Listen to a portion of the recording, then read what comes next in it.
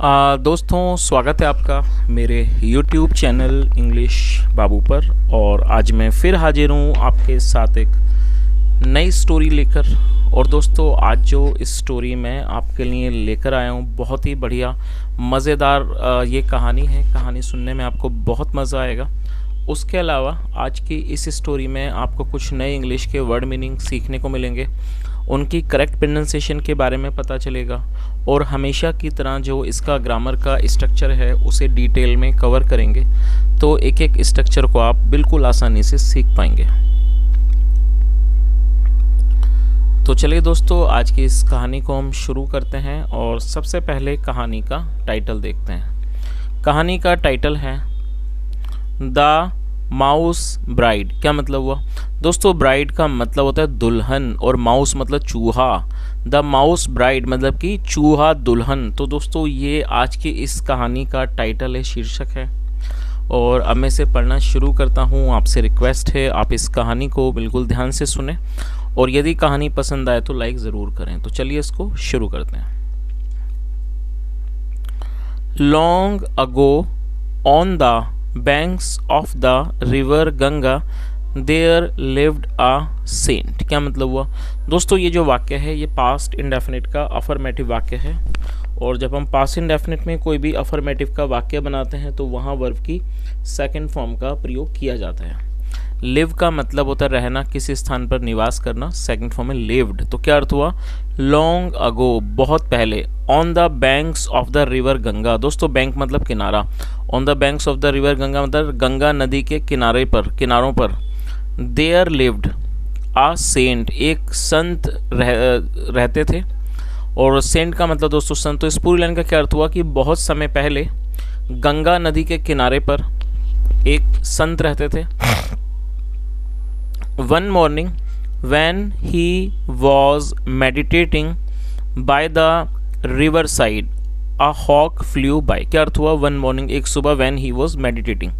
दोस्तों ये past continuous का वाक्य है जहाँ पर वॉज वर्ब के साथ फोर्थ फॉर्म का यूज़ किया जाता है। जब इस तरह के वाक्य बनाते हैं रहा था, रही थी, इस तरह के वाक्यों को पास्ट कॉन्टिन्यूस का वाक्य कहा जाता है जहाँ पर वॉज या वर्ब का हेल्पिंग वर्ब के रूप में प्रयोग किया जाता है। मेडिटेट का मतलब होता है ध्यान साधना करना, तपस्या करना, और ये फोर्थ फॉर्म है। तो क्या अर्थ हुआ? वन मॉर्निंग एक सुबह, वैन जब, ही वॉज मेडिटेटिंग वह तपस्या कर रहे थे, ध्यान कर रहे थे, बाय द रिवर साइड नदी के किनारे पर,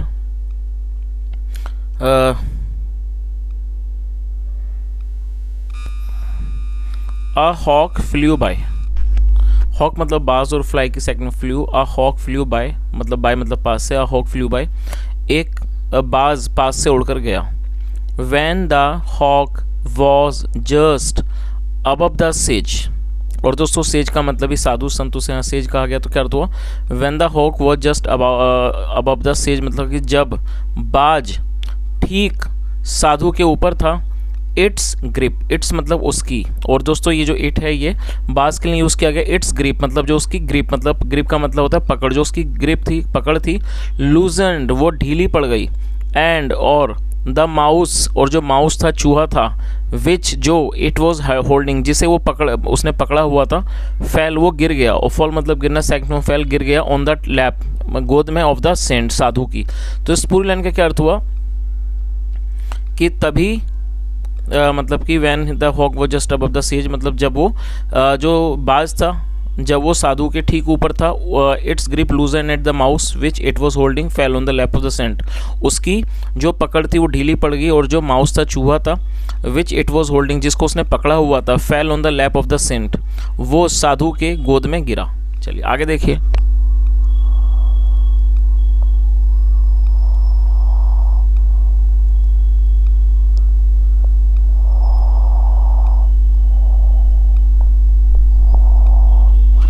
the sage felt pity on the mouse. दोस्तों फील पिटी का मतलब होता है तरस खाना, किसी पर दया आना। सेकंड फॉर्म में फेल्ट पिटी। और ये पास्ट इंडेफिनिट का ही अफर्मेटिव वाक्य है जहां वर्ब की सेकंड फॉर्म का इस्तेमाल किया गया। तो क्या अर्थ हुआ? The sage felt pity on the mouse मतलब कि साधु को चूहे पर दया आ गई। He picked it up. Pick up मतलब उठाना, सेकंड में पिक्ड।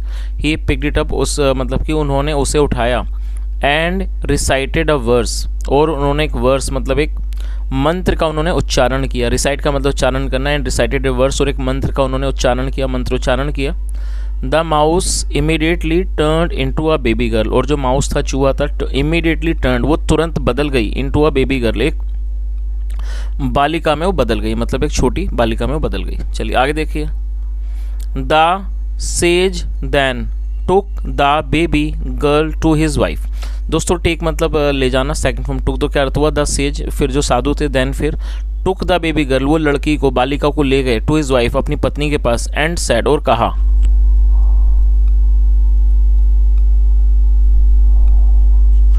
डियर मतलब कि प्रिय, वी हैव नो चाइल्ड। दोस्तों ये जो वाक्य है ये प्रेजेंट का पजेसिव वाक्य है। पजेसिव का मतलब होता है जब हम कोई ऐसा वाक्य बनाते हैं जहाँ पर ये दिखाते हैं किसी के पास कुछ है या नहीं है, इस तरह के वाक्यों को पजेसिव का वाक्य कहा जाता है, जहाँ पर हैव का यूज़ किया जाता है हेल्पिंग ऑफ के रूप में। तो क्या अर्थ हुआ, और ये नेगेटिव का वाक्य है। डियर मतलब कि प्रिय, वी हैव नो चाइल्ड, हमारा कोई बच्चा नहीं है।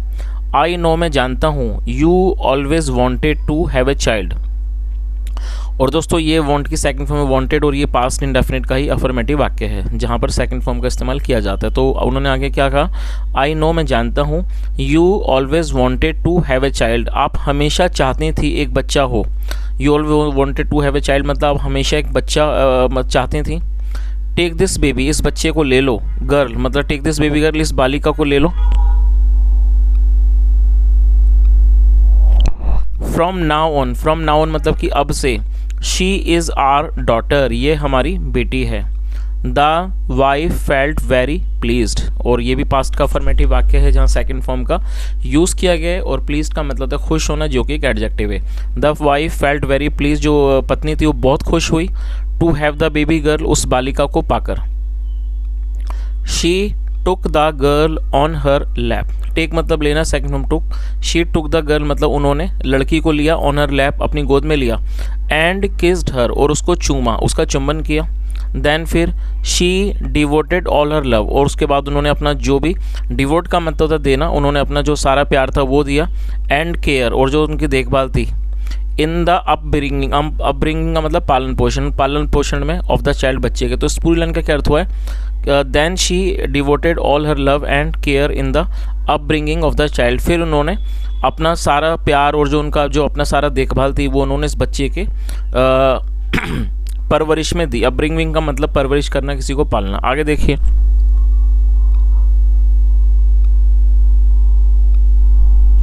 मैनी ईयर्स पास्ट बाय मतलब पास का मतलब गुजर जाना, मैनी ईयर्स पास्ट बाय कई साल गुजर गए। The baby girl had now grown into a beautiful maiden, अब जो बेबी गर्ल थी हैड नाउ ग्रोन, और दोस्तों यहाँ पर देखिए हैड के साथ थर्ड फॉर्म का यूज़ किया गया है। ग्रो का मतलब होता है बढ़ना, थर्ड फॉर्म है ग्रोन, और ये पास्ट परफेक्ट का वाक्य है। पास्ट परफेक्ट का मतलब होता है जहाँ पास्ट में किसी क्रिया का पूरा होना दिखाते हैं वहाँ हैड का यूज़ करते हैं हेल्पिंग वर्ब के रूप में, साथ में थर्ड फॉर्म लगाई जाती है। तो क्या अर्थ हुआ, the baby girl had now grown, जो बालिका थी वो बड़ी हो चुकी थी, इनटू अ ब्यूटीफुल मैडन, एक सुंदर कन्या के रूप में, कुंवारी के रूप में। The saint and his wife, और जो साधु थे और उनकी पत्नी। The saint and his wife started searching for a suitable groom, और जो साधु थे और उनकी पत्नी स्टार्टेड सर्चिंग, वो ढूंढने लगे, फॉर अ सूटेबल ग्रूम, एक अच्छे दूल्हा को, सूटेबल ग्रूम मतलब एक अच्छे वर को ढूंढने लगे, फॉर देयर डॉटर, अपनी बेटी के लिए। ग्रूम का मतलब था वर या फिर दूल्हा। आगे देखिए, द सेज परफॉर्म्ड अ पूजा, जो साधु थे उन्होंने एक पूजा को परफॉर्म किया, उन्होंने एक पूजा की, बाय विच जिसके द्वारा, ही इन्वॉक्ड the sun God.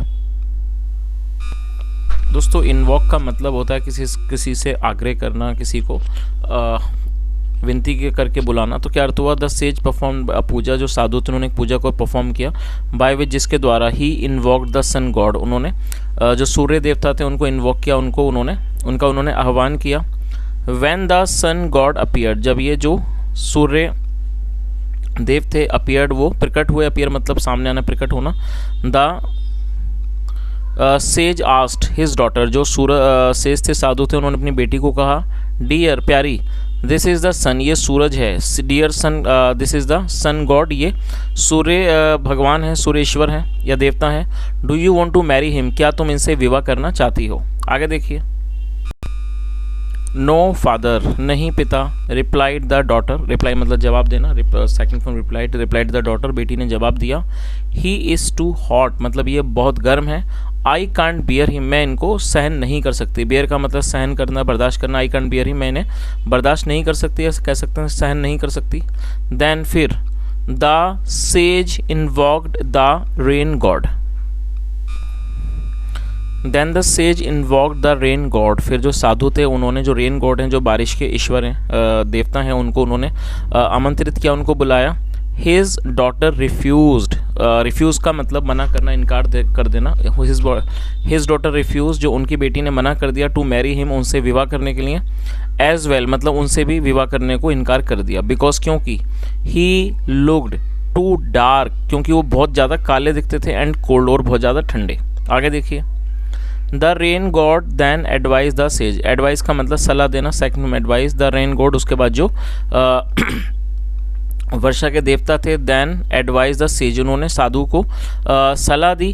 To invoke the wind god, क्या सलाह दी? To invoke the wind god, मतलब उन्होंने उन्हें जो विंड गॉड मतलब कि जो हवा के देवता हैं उनको बुलाने का उन्होंने उनको सलाह दी कि वो उनको बुलवाएं। As he was very powerful, क्योंकि वो बहुत ज़्यादा ताकतवर हैं, शक्तिशाली हैं।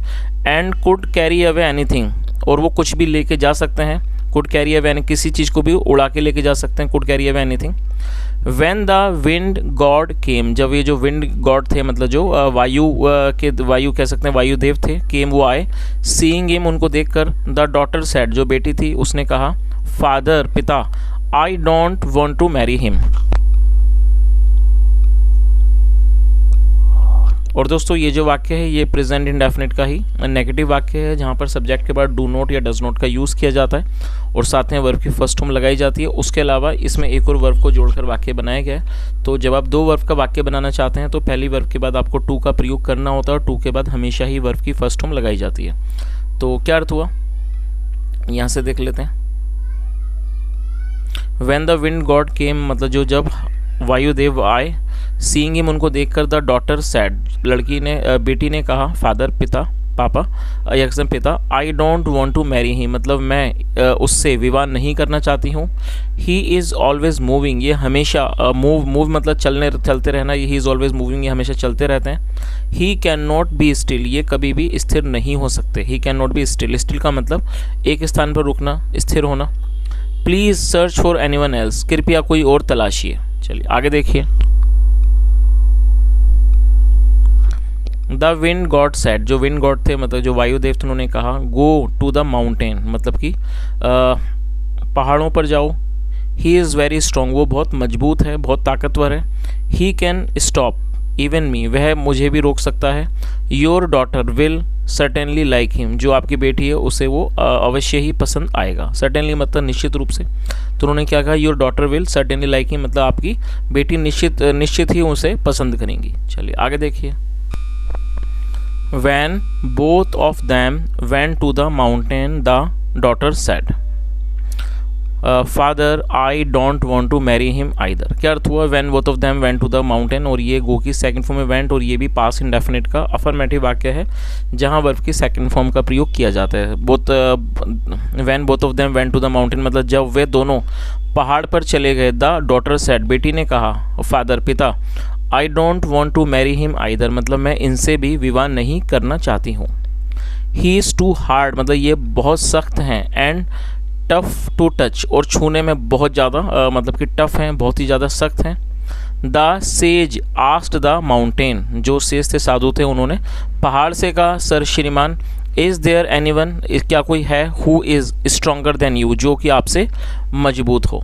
Who is stronger than you. और दोस्तों यहाँ पर देखिए हु का इस्तेमाल किया गया। हु एक रिलेटिव प्रोनाउन है, जब हम किसी का कोई रेफरेंस देते हैं तो हु का यूज़ किया जाता है। तो इस पूरे लाइन का क्या अर्थ हुआ, तो उन्होंने क्या कहा कि सर श्रीमान, इज़ देयर एनीवन, क्या कोई है, who is stronger than you, जो आपसे अधिक शक्तिशाली है, जो आपसे अधिक ताकतवर है। चलिए आगे देखिए।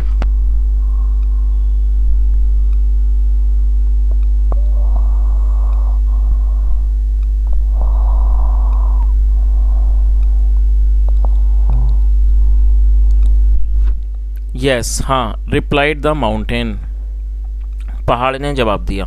गो टू द माउस, चूहे के पास जाओ। He is stronger than me. और दोस्तों ये जो स्ट्रॉन्गर है, स्ट्रॉन्ग का मतलब होता है ताकतवर, शक्तिशाली, मजबूत, और ये स्ट्रॉन्ग की सेकंड सुपरलेटिव की डिग्री है। तो आप इसे नोट कर लीजिए, जब हम किसी की तुलना करते हैं और एक व्यक्ति को दूसरे व्यक्ति की तुलना में बेहतर दिखाते हैं तो सेकंड सुपरलेटिव डिग्री का वहाँ पर प्रयोग किया जाता है। तो ये स्ट्रॉन्ग की सेकंड सुपरलेटिव डिग्री है। तो क्या उन्होंने कहा, गो टू द माउस, चूहे के पास जाओ, he is stronger than me, मतलब वह मुझसे ज़्यादा ताकतवर है। He can dig a whole, डिग मतलब खोदना, he can dig a whole, वह मतलब है खोद सकता है, होल एक छेद को की खुदाई कर सकता है, खोद सकता है। Even into my hard body, मतलब यहाँ तक कि जो मेरा सख्त शरीर है उसके अंदर भी वो एक छेद को खोद सकता है। देन फिर द सेज सम्बन्ड द माउस, फिर जो सेज थे साधु थे, सम्बन्ड मतलब बुलवाना, और सेकंड फॉर्म सम्बन्ड, उन्होंने चूहे को बुलवाया। सीइंग द माउस, चूहे को देखकर, द सेजेस डॉटर ब्लश्ड, जो साधु की बेटी थी, ब्लश्ड वो शर्मा गई, एंड सेड और कहा, फादर पिता, I want to marry this mouse, मैं इस चूहे से विवाह करना चाहती हूँ, शादी करना चाहती हूँ।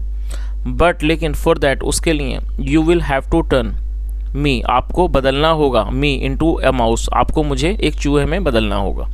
चलिए, और दोस्तों जैसा आपने कहानी में शुरू में सुना था कि जो साधु जी वहाँ पर साधना कर रहे थे और एक बाज जा रहा था, उसके मुंह से जब उसके पकड़ ढीली पड़ी तब वो चूहा गिरा था, जो कि एक फीमेल चूहा था, और जो साधु थे उनको उस पर तरस आया तो उन्होंने उसको एक लड़की बना दिया था। चलिए आगे देखिए। और अब दोबारा से वो चूहा ही बनना चाहती, तो उसने यही कहा कि but for that you will have to turn me, आपको बदलना होगा मुझे इनटू अ माउस, एक चूहे में। द सेंट स्माइल, जो साधु थे वो मुस्कुराए, एंड चेंज द गर्ल, और उन्होंने लड़की को बदल दिया इनटू अ माउस, एक चूहे में। दस, इस तरह से, द माउस गर्ल, जो माउस गर्ल थी, लड़की थी, बिकेम, वो बन गई, अ माउस ब्राइड, वो एक चूहा दुल्हन बन गई। और दोस्तों यहाँ पर आप इस चित्र को भी देख सकते हैं।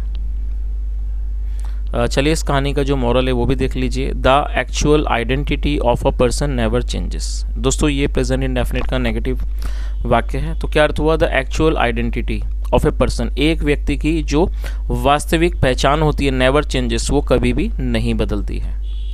तो दोस्तों ये आज की एक छोटी सी कहानी थी। यदि कहानी अच्छी लगी हो, मेरा पढ़ाने का प्रयास आपको अच्छा लगा हो, तो आपसे रिक्वेस्ट है वीडियो को लाइक करें, शेयर करें, चैनल को ज़रूर सब्सक्राइब करें। और उसके अलावा दोस्तों एक और रिक्वेस्ट है, क्योंकि अक्सर आप लोगों में से कई लोग कमेंट करके बोलते हैं कि सर थोड़ी साउंड की प्रॉब्लम है, कुछ अजीब तरह की आवाज़ आती है या कोई भी साउंड क्लियर नहीं है। तो दोस्तों आज के वीडियो को देखने के बाद आप मुझे ज़रूर बताएँ साउंड की प्रॉब्लम है या नहीं।